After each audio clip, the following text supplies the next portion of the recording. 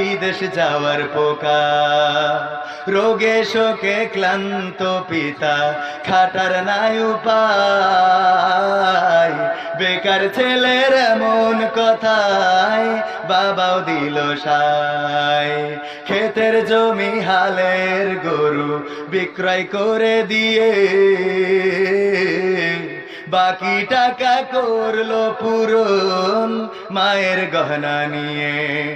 অনেক আশা বুকে বেঁধে ছাড়লো যখন বাড়ি,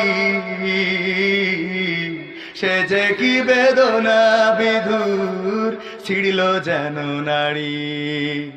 এমন মানুষ কোন সেজনা, এমন মানুষ কোন সেজনা, তোমরা কি তা জানো?